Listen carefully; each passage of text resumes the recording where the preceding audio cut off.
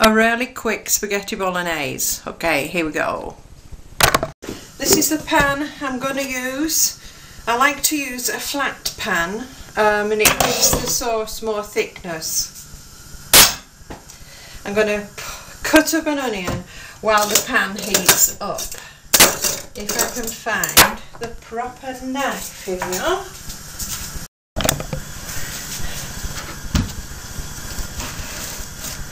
Right, onions, knife,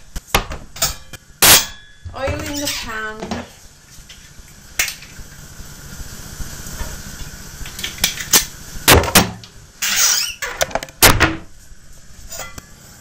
on the pan, chop the onions,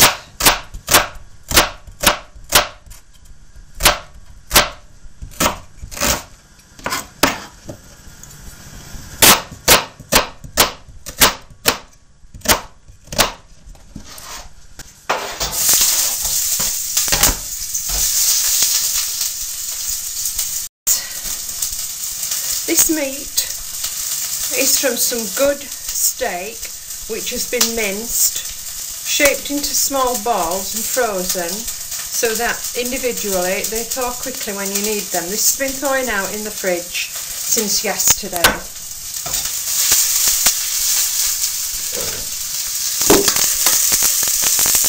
Onions are going well, keep them going, put some garlic in. Whole clove Chinese garlic,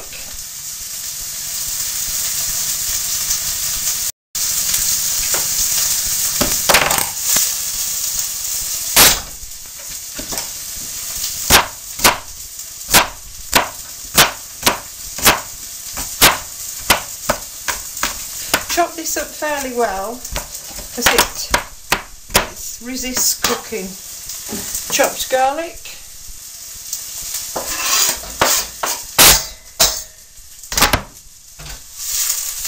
and that's cooking a bit. We need some basil,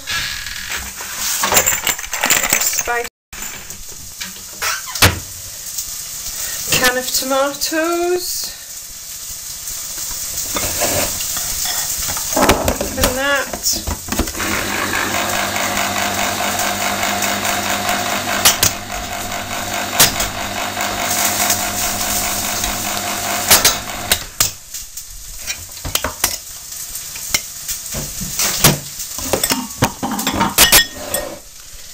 Glass red wine,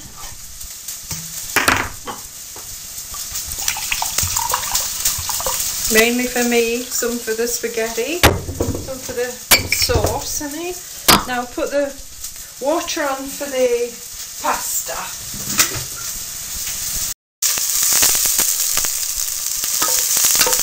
Looking ready for the meat. Meat going in.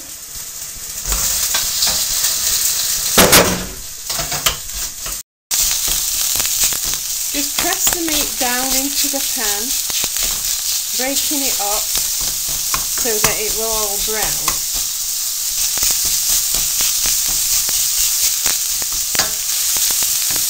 Stir it round, incorporate it, keep pressing it down into the pan.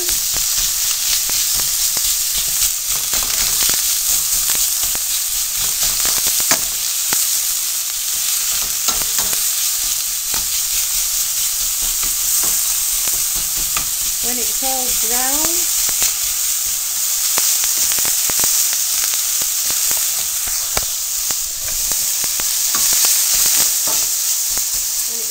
then we know it's done. Right? Okay, first of all, lower the heat, add some basil. No, first of all, I think we'll shove the wine in. Okay, then we can turn the heat off a bit again. Let the wine evaporate. Put some basil in. Pepper. You can never have too much pepper, of course. Plenty of pepper gives it a good taste, good for your blood, good for your digestion.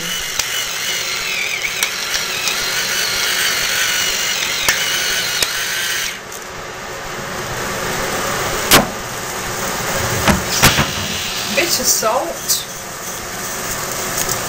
We can adjust that later. Okay, what's going on? Get the pan for the pasta and the pasta.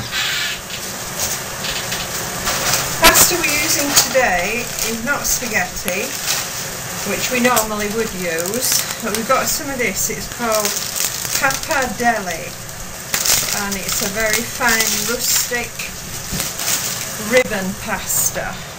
I've already used half of that, and I will now be using the half, and it only takes a few minutes to cook, about, I don't know, 6. I've probably forgotten, I've thrown the packaging away, but we'll see. That's coming along nicely. I'll put the tomatoes in that in a minute. Now, the remainder of the wine.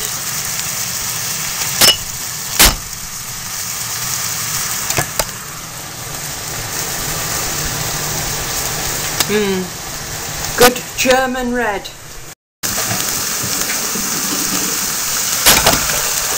Boiling water for the pasta. Bring it back to the boil. Come on. Okay, swap these over now to get a quick boil for that pasta. Put the tomatoes into the meat and stir. And keep that going at full, and we'll have some tomato puree ready for it when it finishes. Right, salt into the pasta water.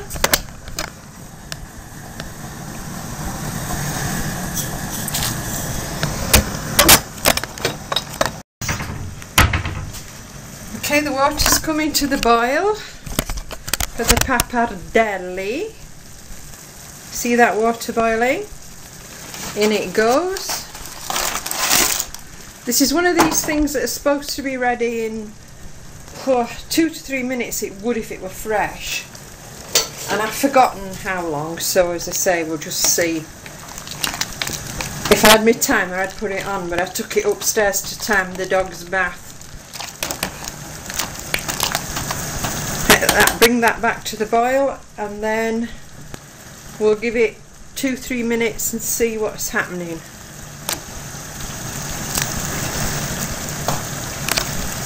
Meanwhile, that's cooking nicely. This meat will require very little cooking because, as I say, it's actually cut from a joint of topside which was going cheap. So I sliced it up. I froze some slices. I'll just show you the slices. All sorts of goodies in here. These are the slices I cut from it, and they'll either make steaks, or they could even do a braised steak with it. But there's a couple in there, a couple of small steaks. That's the thing. You can see them side on. There's a couple in there, and another couple in the bag. And what I couldn't cut into neat steaks, I minced to use for Bolognese or burgers. You know, just a burger would be just the meat itself pressed together. Now that's boiling nicely, but it's apparently not supposed to boil that fast. Just turn it lower.